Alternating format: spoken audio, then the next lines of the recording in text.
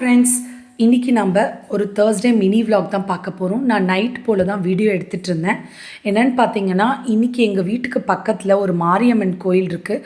அங்கே அம்மன் வந்து வீதி உலா வராங்க அப்படின்ற மாதிரி சொன்னாங்க.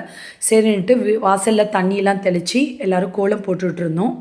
போட்டு முடிச்சுட்டு அதுக்கப்புறம் சாமி வர்றதுக்காக தேங்காய், வெத்தலைப்பாக்கு, வாழைப்பழம், பூவு, அப்புறம் தண்ணியெல்லாம் எடுத்து வச்சுட்டு ரெடியாக இருந்தேன். கடைசியில் சாமி நைட்டு வரவே இல்லை. காலையில் வெடிஞ்சிருச்சு. ஒரு 6:30 மணி போல் எங்கள் வீட்டு சைடில் சவுண்டு கேட்டுச்சு.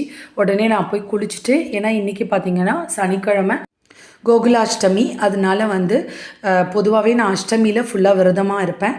அதனால் இன்றைக்கி ஃபுல்லாகவே காலையில் வந்து நான் ஏஞ்சி அதுக்கான ப்ரிப்ரேஷன்லாம் ரெடி பண்ணிவிட்டு சாமிக்கு தேங்காய், வெத்தலை பாக்கெலாம் எடுத்துகிட்டு நான் வாசலுக்கு வந்துட்டேன்.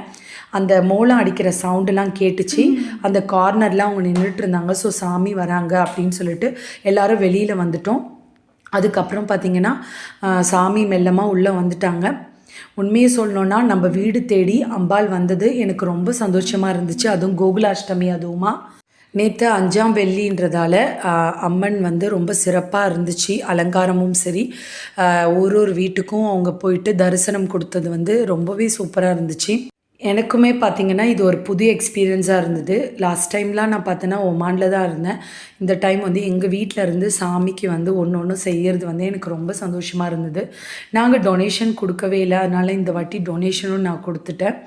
அதுக்கப்புறம் தேங்காய், வெத்தலை பாக்கெலாம் வந்து பூசாரி கிட்ட கொடுத்து அப்புறம் அவங்க உடச்சி கற்பூரம்லாம் ஏற்றி கொடுத்தாங்க. கொண்டு போய் பூஜை ரூமில் வச்சுட்டு வந்துட்டேன்.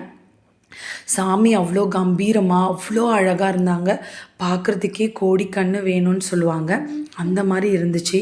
இந்த வீடியோ மூலிமா எல்லாருமே இந்த தரிசனத்தை பார்த்துருப்பீங்கன்னு நான் நம்புகிறேன். பிடிச்சிருந்தால் லைக் பண்ணுங்கள். தேங்க்ஸ் ஃபார் வாட்சிங்.